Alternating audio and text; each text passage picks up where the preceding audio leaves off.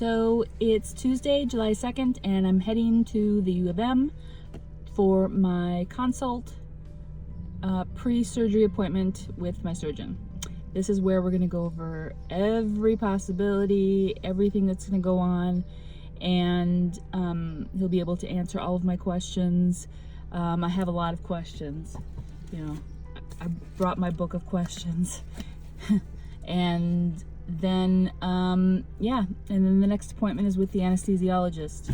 It's coming up fast, and I'm having anxiety every day, kind of a stomachache every day, but, you know, doing the best that I can with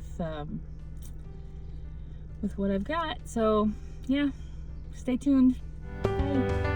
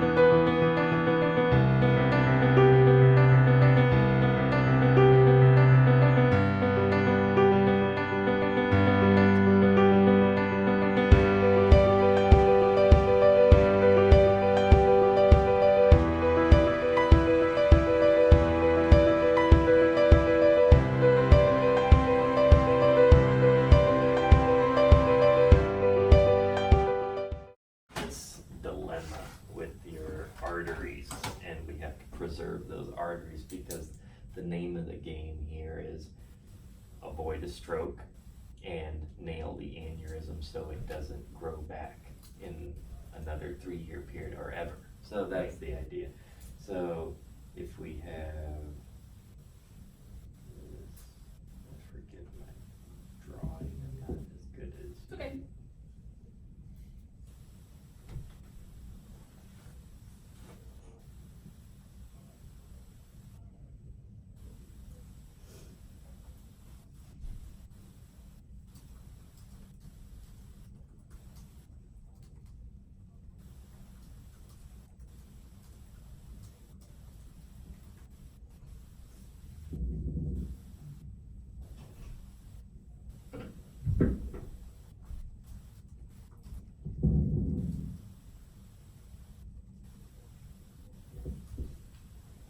I mean, as far as the images are concerned that you already have, I know that, you know, what you are able to get images of and how, you know, how detailed they are. You have a pretty good idea of what this looks like. Yep. But you can't be 100% until you get in there. What the limitation is more, number one, how scarred are things going to be once we're in there, and also the plan that we have in terms of doing a bypass and then clipping. We always need to have a plan B if plan A looks like it's not going to happen. So plan A is more like this. So here is your middle cerebral artery, right? And it comes up and it splits into 2 branches. And then this one, which is by your frontal lobe, this is your temporal lobe. So this one then splits into 2, and it's right in that crotch where your aneurysm is. Mm-hmm. And the problem is one of these arteries is involved with the aneurysm. So in the first surgery, we had to preserve these arteries, and we clipped. These are the clips right there. And then over time, this bottom part grew again, probably because these arteries need flow, and so that force is probably what allowed this thing to balloon back up again. So how do we clip this thing and save these two guys? So the answer is, well, one is we can take advantage of the fact that these two arteries are sitting near each other. So one option is we can actually sew these two arteries together downstream. This is downstream. By sewing them together, you can then, let's say, clip, we'll draw it like this. So essentially one branch would deflate. So if we clipped like this branch would then supply both by the bypass that we've created here. Right. And that'll allow you to clip this more completely, and then you're relying on one to provide flow for two. And that's, on paper, one of the simplest bypasses to do, because we can take advantage of the fact that both arteries are situated right next to each other and take advantage of their position. Okay. You can actually, if we look back at your original angiogram, we can see this. And that's why I think the bypass is a useful tool in this instance, because without it, we may have to undercut this aneurysm and not clip it completely, which might set this thing back up to come back. Maybe, maybe not. But as you pointed out, we don't know. Therefore, we should err on the side of clipping it completely, but having some insurance, which is the bypass. The bypass is our insurance to protect the brain in this. But to protect the brain, we have to risk the brain. This is the inherent downside to the operation, but very doable. We do a lot of bypassing, and we do a lot of this. And as I was telling you, I always have an extra set of hands, and Dr. Grand, who's my other aneurysm surgeon, he's actually here today. I told him I'd have him come say hi to you and everything. But I think we have a good plan in place. As you know, having a good plan on paper is one thing, but then you got to execute too. And our goal is to execute the plan without executing you. So I think we need to take that in mind. But this is doable. This is not inoperable, and I think that's the overarching theme. This is not impossible. If it were impossible, we'd say. So I hope a lot of that made sense to anybody who's listening. But one thing that I did miss recording, and I'm not sure how this happened, but he mentioned, this was plan A, the clipping, or the bypass to do the clipping, the side by side. But the one thing that somehow I missed him talking about was option B, plan B, which is the radial artery graft. So if he gets in there and they decide that, the anatomy of this thing isn't going to be good to do the side-by-side bypass, their next option is harvesting an artery from my lower arm, radial part of my arm, and they have to bring in apparently a heart surgeon to do that part, and then that gets attached to my carotid artery, which feeds into my brain, and that essentially is the new artery to replace those two, which will allow them to clip that aneurysm. So this is pretty much what we talked about. I'm asking him a lot of questions about technical stuff, like, you know, my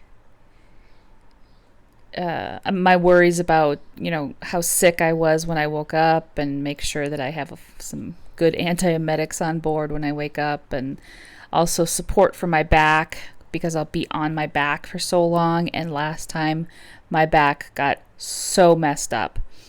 I already have disc problems.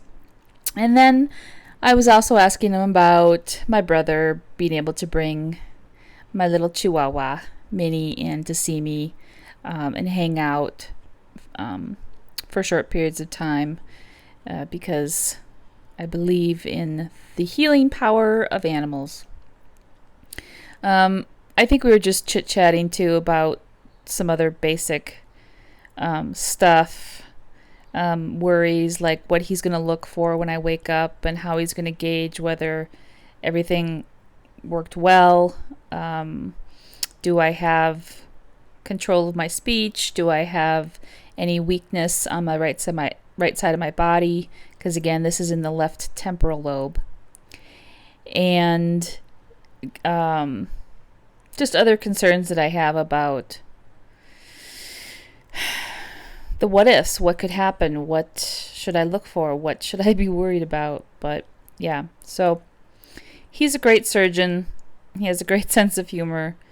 He's very patient. He's very considerate about anything that I worry about, and he knows me pretty well. You know, we talked about dogs for a while, and you know, he understands what I'm up against, and the support that I have, and the support that I don't have, and making sure that I have someone at home with me the first week, which I do. My brother will be with me, but they have to make sure that that is in place, because otherwise sometimes there's a pit stop between the hospital and home, and it's like a rehab center to make sure that you have enough independence that you can go home. But I don't think that we're going to have to go that route. So anyway, that was kind of my appointment there, and yeah, but I just wanted to fill you in on some things that I missed in the video.